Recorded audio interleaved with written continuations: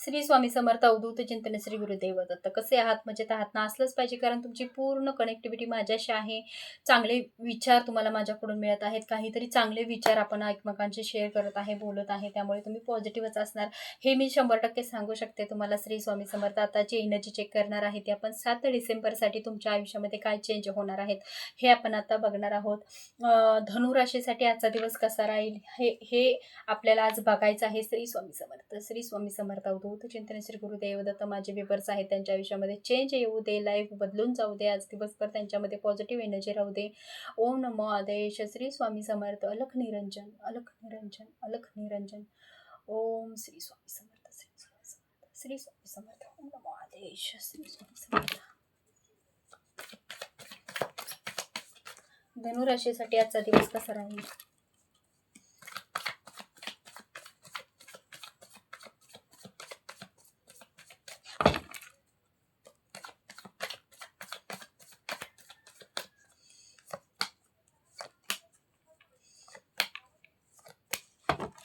धनुराशीसाठी आज दिवसभरामध्ये third party situation आहे, जेणेकरून आत्ता सध्या तुम्हाला त्रास होताना दिसतो आहे. थर्ड पार्टीमुळे खूप डिस्टर्ब आहे तुम्ही.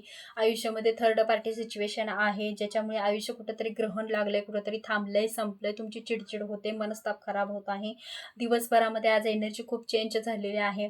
कुठंतरी असं वाटतं की कधी माझं चांगलं होणार, कधी मी असं एकदम शाईन करणार, जेणेकरून माझ्या आयुष्यातली नकारात्मक ऊर्जा कधी संपणार, अशा सगळ्या गोष्टीचा तुम्हाला विचार पडलेला आहे. बंधन क्रिएट झालेलं आहे, बांधून ठेवल्यासारखं वाटतंय तुम्हाला.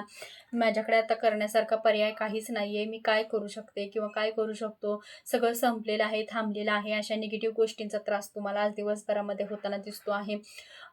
जेणेकरून लाईफ कधी चेंज होईल याचा तुम्हाला शोध लागत नाहीये. कधी काय करावं किंवा काय होईल ह्या सगळ्याचा इतिहास तुम्हाला सापडत नाहीये. तुम्हाला ही पर्सनल रिडिंग थोडीफार घ्या, जेणेकरून तुमचं भविष्य काय आहे ते समजून जाईल तुम्हाला.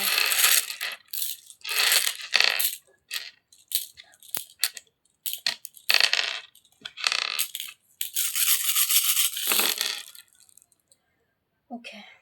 येस. 1 2 3 4 5 6 7 8 9 10 11 12 13 14 15. लाईफ कुठेतरी थांबलेली आहे, स्टॉप झालंय सगळं तुमच्या आयुष्यामध्ये. काहीतरी स्थिरता आलेली आहे. थर्ड पार्टीमुळे तुमचं आयुष्य चेंज झालेलं आहे.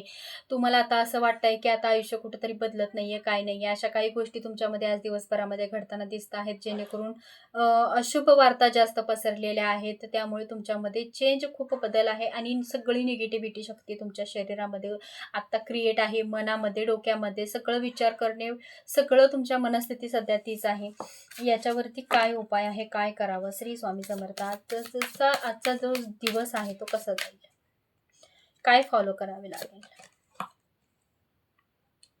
देवाचा आधार घ्यायचा आहे, नामस्मरण करायचं आहे, जप करायचा आहे, जपमाळा करायच्या आहेत, देवाच्या सानिध्यात राहायचं आहे, श्री स्वामी समर्थ महाराजांच्या सानिध्यात राहायचं आहे. तुम्ही कुठल्या आराध्य दैवताला अजून मानत असाल तर त्या आराध्य दैवताच्या सानिध्यात राहायचं आहे.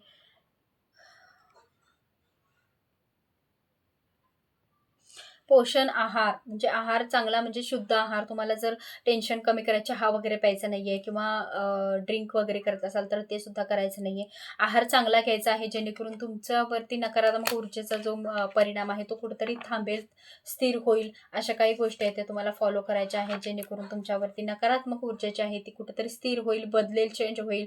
स्वभावावरती औषध म्हणजे फक्त विचार करणे किंवा समोरच्याने बदलणे हे सुद्धा नसतं. आपण जे काही खात असतो त्याच्यातून सुद्धा आपल्याला नकारात्मक ऊर्जा आपल्यामध्ये उत्पन्न होत असते. आपण जेवताना जर नकारात्मक ऊर्जेने जेवलं तर तीच ऊर्जा आपल्या शरीरामध्ये निर्माण होत असते.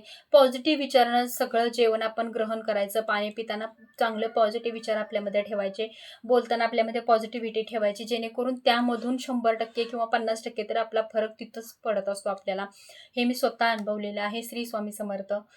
भेटूया पुढच्या ब्लॉगमध्ये. श्री स्वामी समर्थ.